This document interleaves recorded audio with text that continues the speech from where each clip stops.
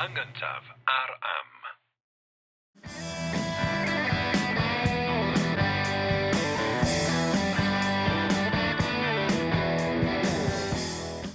Helo, sy'n Jerry Hunter dwi? A Richard Wyn Jones ydw I, a ydych chi'n gwrando ar bodlediad Yr Hen Iaith.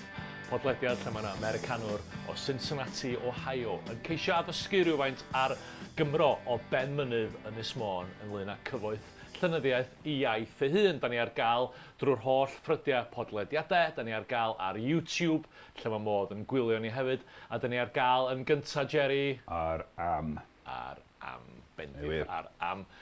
Jerry, Pennod 62 a pennod arwydd o cael yn ein hanes ni fel pod. Yn wir, pennod ola ail gyfres y podlediad. Pam ti'n dirwyn, jyst o ran diddordeb, jyst i gael dallt y cyd-destun, pam ti'n dirwyn y ail gyfres i ben y fan hyn? Reit, wel, gen y pennod hon, dyn ni'n cyrraedd y flwyddyn 1740. Reit? 1740. Ac mae'n flwyddyn, mae'n garreg filltir y flwyddyn yma ar ni da, am sawl reswm. Yn gynta, mi gyhoeddwyd ail agraffiad y llyfr dyn ni am ei drafod, mae manylder da, sef Drych y Prif Oesoedd gan Theophilus Evans. Mi gyhoeddwyd agraffiad cynta yn 1716, a wedyn mi aeth Theophilus Evans ati weithio ar y llyfr, ychwanegu llawer a wampio, ac mi gyhoeddwyd argraffiad hollol newydd yn 1740 ath yn glasur, mi gafodd o'r llyfr i ad-argraffu eto ag eto trwy gydol y 9 ganrif ac i fewn i'r 15, llyfr hynod bwysig yn cyflwyno hanes yr Hen Frytaniaid. Ac i ryw raddau, mae'n bosib gweld y llyfr yma fel llyfr sy'n dyddio cyfrwng y wasg argraffu i ail begynnu traddodiad Brit y Brenhinedd oedd mor boblogaidd mewn llawysgrifau yn yr oesau canol ar 1915 de.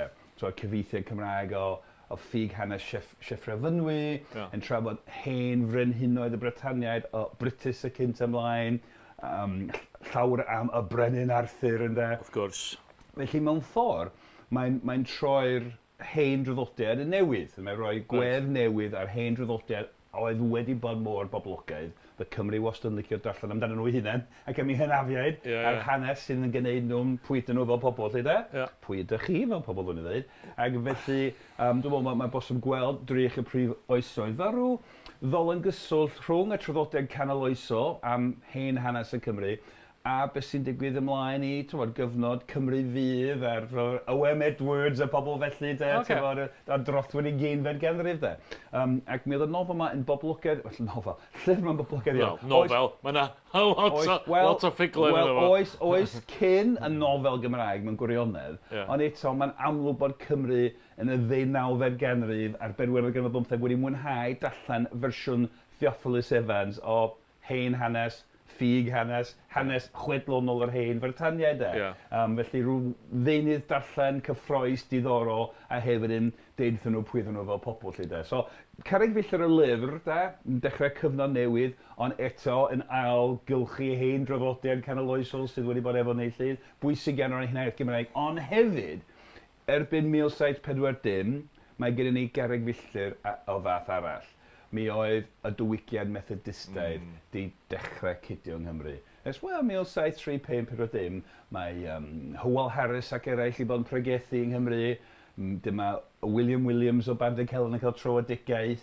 A dyn ni'n gweld math newydd o lenyddiaeth Gymraeg, yr emyn Methodistaidd yn dechrau yn ddangos, ac yn dechrau dysodlu rai hen draddodiadau.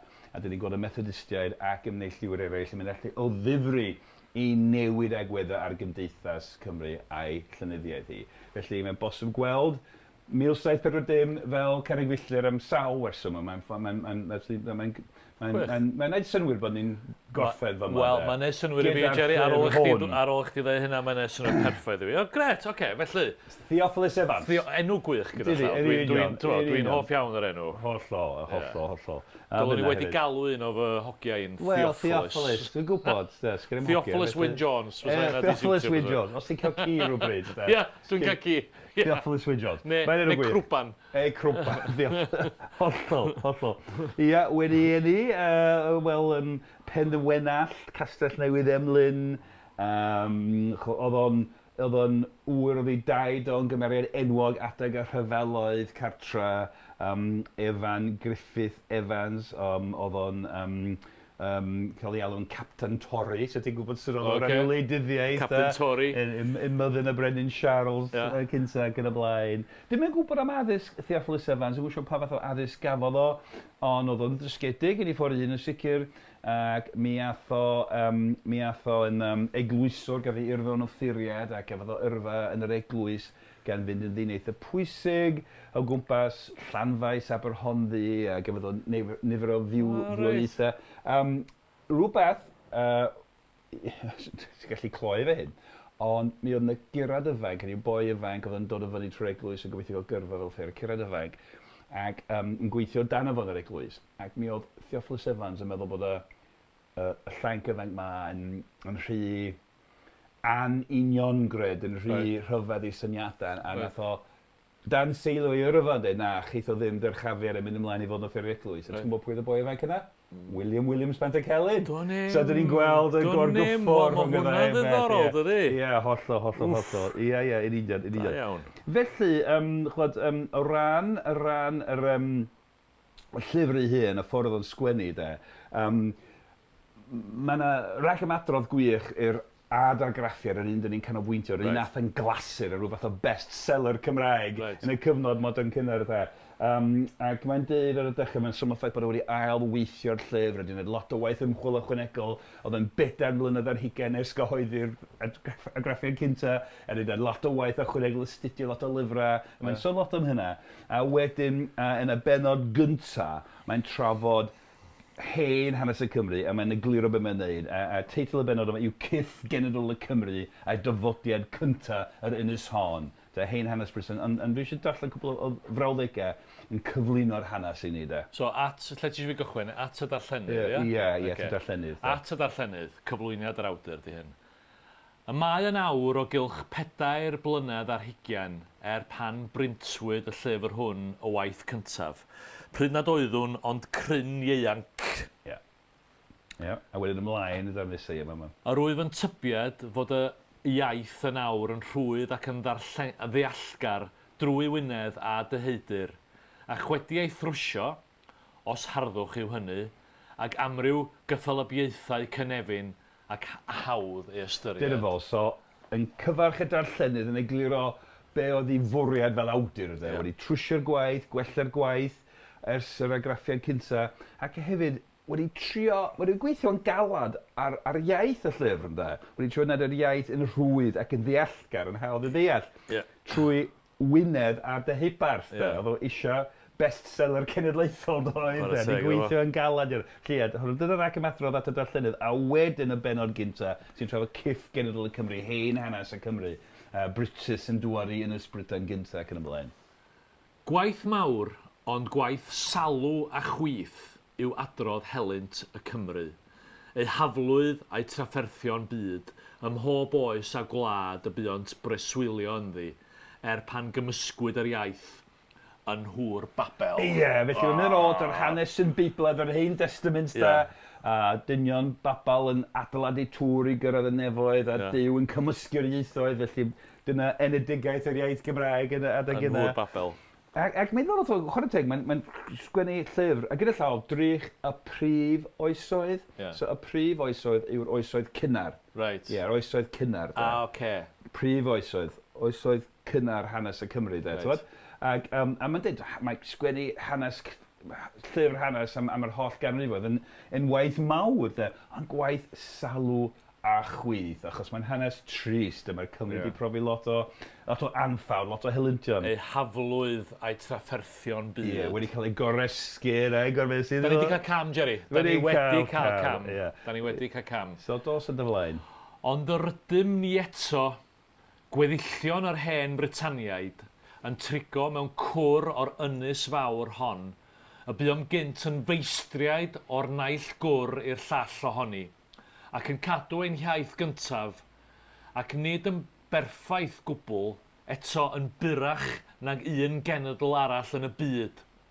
Ei hiaith a gadwant, ei tir a gollant, ebe myrddin. A dyma'r broffodoliaeth, dyn ni wedi thrafod nifer o weithiau. Weithiau mae'n cael ei ffriadoli i Daliesin, weithiau i Fyrddin, de. Hollol. Ei hiaith a gadwant, ei tir a gollant. Yn union. A ti'n gallu gweld pam oedd y llyfr yn apelio gymaint â Gymru, de, yn deud, dyma ni weddillion yr Hen Frytaniaid yn trigo mewn cwr o'r ynys hon. A buom gynt yn feistriad o'r naill gwr i'r llall ohoni. Ie. Ni oedd bia hon. So, fel ti'n dweud, y syniadau sydd yn gyfarwydd iawn i ni ynglyn â pwy oedd y Cymru a lle oedd ni wedi dod a... Hollol. Ac mewn ffordd, be oedd yn heiddiant ni o bosib. Yn union, yna goffod darllen nhw'n Cymru. Wlwch, ni yw dysgynyddion trigolion greiddiol yn Ynys Brydain. Cyn y Rhufeiniaid, cyn y Saeson, cyn y Normaniaid. A mae'n wir, yn wir dyna, ti'n fawr. Ddiddorol iawn, ac yn dyfynnu'r hen broffodoliaeth, y broffodoliaeth fawr yn dweud bod nhw'n mynd i colli tir, maen nhw'n mynd i cael ei gormesu, mae'r Saeson mynd i oresgyn y tiroedd, ond maen nhw'n cadw'r iaith Gymraeg, a'r iaith Gymraeg sy'n gerbyd i gynnal hunaniaeth Gymraeg ac yn wir i gynnal Cymru fel cenedl yn yma. So gwych iawn. A wedyn, dar nesa mae o'n trafod ei waith fel hanesydd yn trwy'r sgwennu'r o'r hanes gyda rhyw drosiad estynedig eitha diddorol. So hwn ydi y rhyfel fydd rhwng y Britaniad... Ond oedd un arall ydi... Dwi'n meddwl bod na rhywbeth wedi digwydd yn Jerry. Gyd i ddarllen hwnna. Na, i ddarllen hwn, mae'n drwg ydi. Dwi'n bach yn ddiler efo nodiadau, Richard. Mae'r rhaglen Mae'r Hen Iaith mor slick. Mae hwnna'n mynd i fod yn sioc i'n gwrandawyr. Na, i ddarllen y frawddeg yma fy hun. Gan mod i'n drysu. Mae'n sôn i waith fel hanesydd. Mae'n wir yn orchwil dyrus ddigon i chwilio allan ddechrauad yn cenedl ni yn gywir ac yn ddiwyrgam, a'i hwrain o'i haberoedd i lygad o ffynon.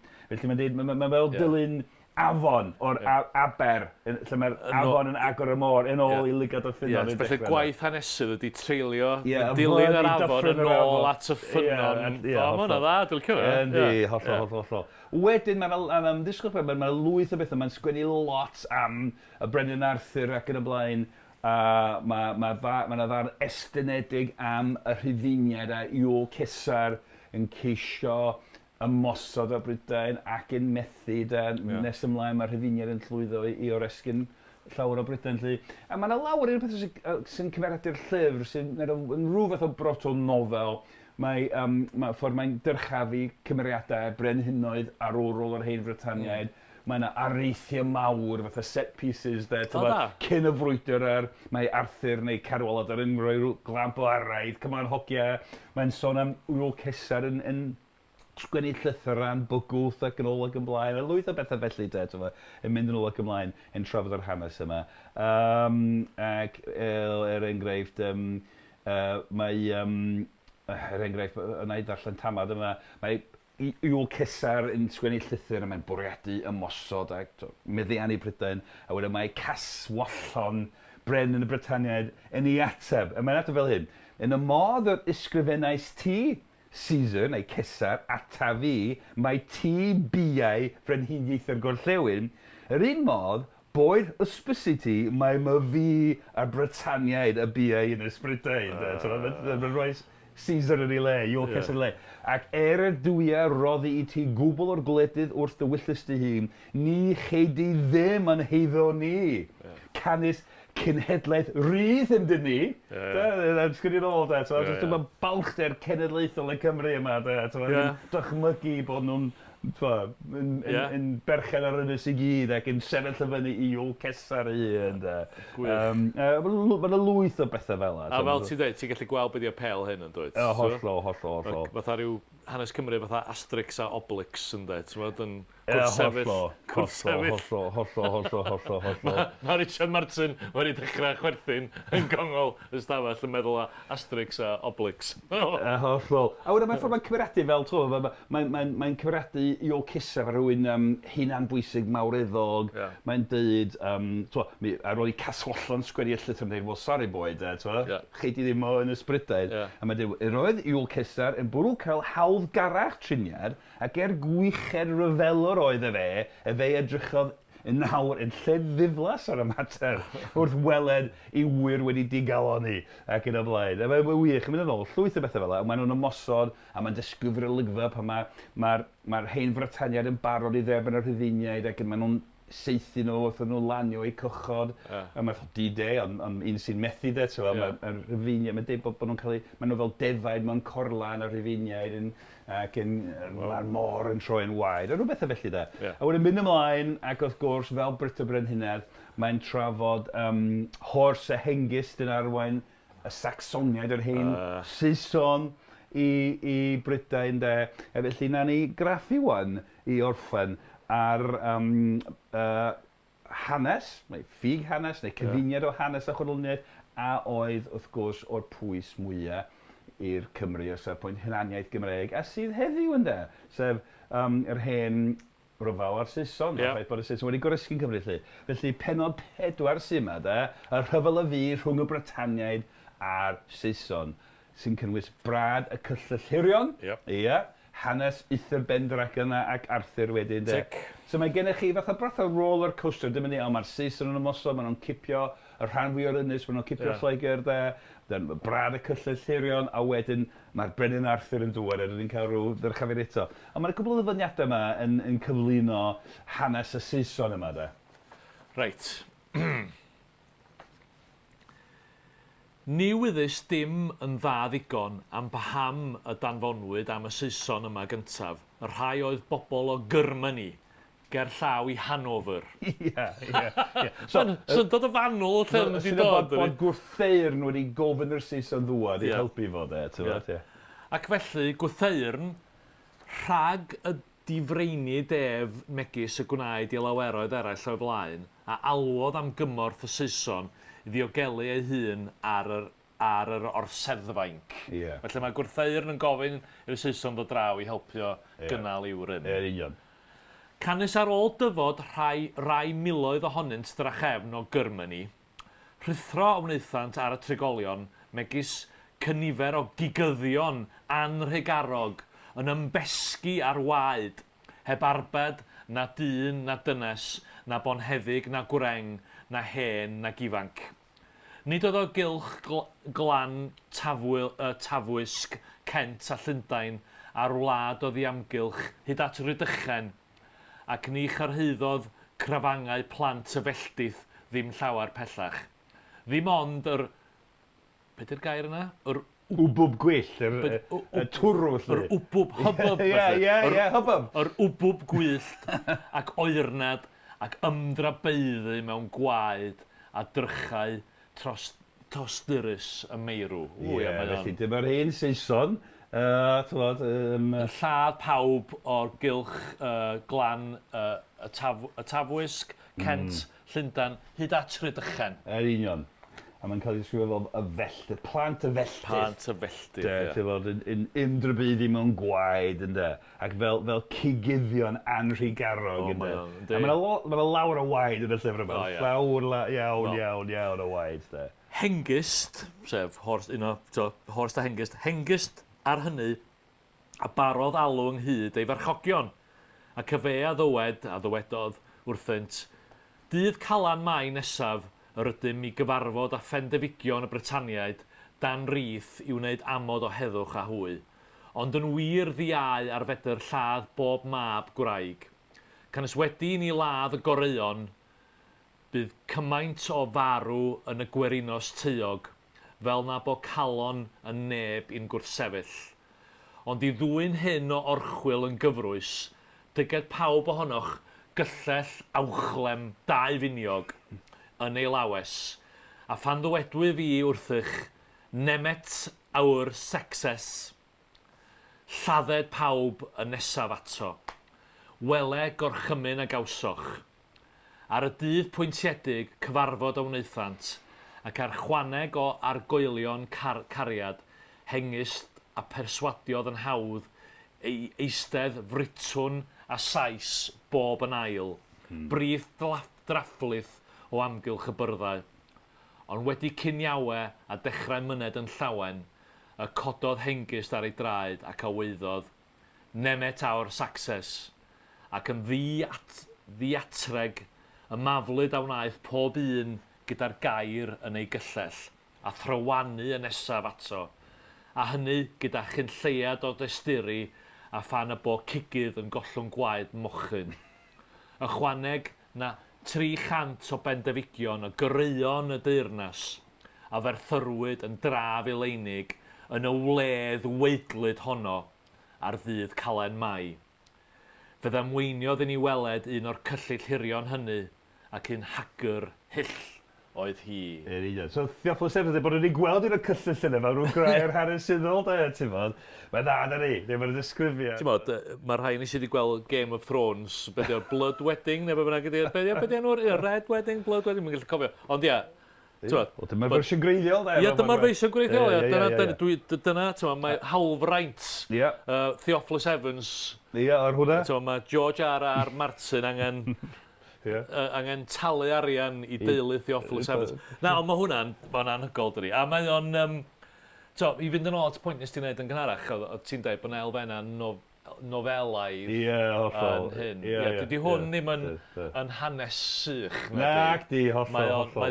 Mae o'n dramatig iawn yn dydy. A gyda'r darn hwn, mi lwyddodd Theophilus, o'n i wylio pobl eraill wedi sôn am y cyllid, ond mi lwyddodd o i sicrhau bod stori brad y cyllid yn cael ei ymgaregu yn rhan o'r traddodiad Cymraeg a'r cof Cymreig o ran sy'n nad yn Saeson. Hynny yw, yn curo ni trwy dwyll yn twyllio ni, lladdau'n harweinwyr i ni, efo'r twyll yma. A mae o'n, ond mae'r syniad hengist a'i perswadiodd yn hawdd i istedd Britwn a Sais bob yn ail, blith drafflydd o amgylch y byrddau.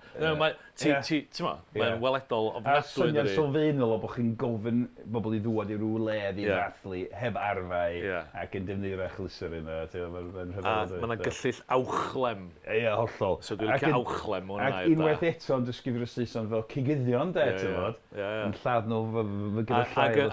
Ac yn ennill Ynys Prydain trwy frad. Ie, trwy frad. Cachwrs. A llawrian o dywall gwaed. Mi oedd y stori yma mor bwysig o ran hunaniaeth Gymreig. Dwi'n ffyddiog, os ni'n symud ymlaen, dwi'n taflu rhywbeth allan, rhyw theori fach allan, am gyfnod diweddarach. Symud ymlaen, ganrif a chydig, fel canrif a 7 mlynedd o bod yn fanol gywir. Be gyhoeddwyd yn y flwyddyn 1847? Brad, llyfr y gleision. A llyfr y gleision. Na ti. A wedyn nath llyfr y gleision adroddiad swyddogol Llywodraeth y Frenhines Victoria yn edrych ar gyflwr addysg yng Nghymru. Tair cyfrol wedi rhwymo mewn cloria glas a llyfr y gleision yn deud ger bron y byd bod y Cymru yn genedl ddiddysg, ddiaddysg, anfoesol ac yn y blaen.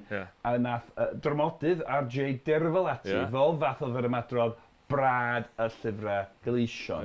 Dwi'n siŵr i fod o dyn yn fwriadol i adseinio brad y cyllillirion. So mewn amdano fo, brad, llyfrau gleision cyllillirion. Felly mae yna enw lluosog, llyfrau cyllill, a ffurf luosog ar ran sylfair, hir, hirion, glas, gleision. So mae'n siŵr yn fwriadol. Felly ni'n gweld ac oedd brad y llyfrau gleision yn rhan mor fawr o wel, yn ôl hwyl ti ddweud, psycholeg y Cymru am ganrif, am ddegawdau wedyn ac yn y blaen. Ac R.J. Derfel yn un o arloeswyr sosialaeth yng Nghymru, Jerry, ac yn rwy'n sy'n dod i fewn i y stwff dwi'n neud. So R.J. Derfel yn diddorol. So a lawr cyfri mae'n bosib gweld argraffiad Drych y Prif Oesoedd fel y gan Theophilus Evans yn y flwyddyn 1740 fel rhyw ddolen gyswllt bwysig rhwng yr hen gyfnod a'r canrifoedd ath wedyn o ran llenyddiaeth Gymraeg ac hwrach o ran hunaniaeth Gymraeg hefyd. Gwych, Jerry, am ffordd dramatic a gweidlyd i orffan cyfres 2. Diolch o galon i ti, dwi wedi mwynhau yn eithriadol a dwi yn gwerthfawrogi. A ran pawb sy'n gwrando, faint, pa mor ffodus da ni'n gael chdi'n tywys ni drwy'r holl ddeunydd yma. Mae'n ffantastig. Da ni wedi gwerthfawrogol iawn i Richard Martin, sydd yn ffilmio ac yn recordio ac yn neud pethau hyd a lledrith yn y cefndir i sicrhau bod hwn yn eich gyrraedd chi. Da ni'n gwerthfawrogi bod Nation.Cymru yn cynnig gofod i Jerry i roi talfyriad Saesneg, o hwn, dwi'n ymlaen i weld y tarfoliad Saesneg o brad y cyllyll hirion, a mae hwnna yn werth i ddarllen. Ryw ddydd, rywsut, mi fydd yna fersiwn Cymraeg o hyn oll yn ymddangos ar glawr yn rola. Ti'n ffyddiog, rhaid te? Dwi yn ffyddiog, achos mae'n rhy ddiddorol i beidio. Cadw'r ffydd. Dwi'n cadw'r ffydd. Northern Soul, keep the faith, ynddo. A felly, diolch yn fawr. A pa arall dwi eisiau deud diolch nhw, Jerry? Dwi eisiau deud diolch i am. Os maen nhw'n cefnogi ni hefyd. Da ni'n gwerthfawrogi fwy na dim bod chi'n gwrando, bod chi'n ymateb, bod chi'n cysylltu. A mae hynna wastad yn rhoi hwb mawr i ni ddal ati. Hefo hyn, da ni'n gwerthfawrogi bod gymaint yna chi wedi deud wrth bobl eraill i wrando ar Yr Hen Iaith, achos da ni'n dibynnu arna chi wneud hynny. Ac wrth gwrs, da chi'n dweithio nhw bod ni ar gael drwy'r holl ffrydiau podlediadau. Da ni ar gael ar YouTube, da ni ar gael yn gyntaf bob tro ar am. A felly gyda hynny, Jerry, da ni'n ffarwelio am y tro. Ffarwelio am y tro. Ond cofiwch da, os ydych chi wedi methu am bell bennod, mae yna 61 o benodau eraill yna, os ydych chi eisiau mynd yn ôl a tyrchu yn archif Yr Hen Iaith. A does dim rhaid gwrando mewn trefn, mae hwnna'n beth arall. Mae nhw'n sefyll ben i hynny yn rhan fwyaf nhw. Felly, amdani. A fyddwn ni nôl gyda cyfres 3 a falle rhywbeth arall ar ryw bwynt. Dwi'n gobeithio am felly brosiect arbennig yn ymddangos, gobeithio bydd am bell brosiect arall. Felly, gawn ni weld. Gobeithio. Gawn ni weld. Ond gyda hynna, hwyl am y tro. Diolch yn fawr iawn, hwyl wan.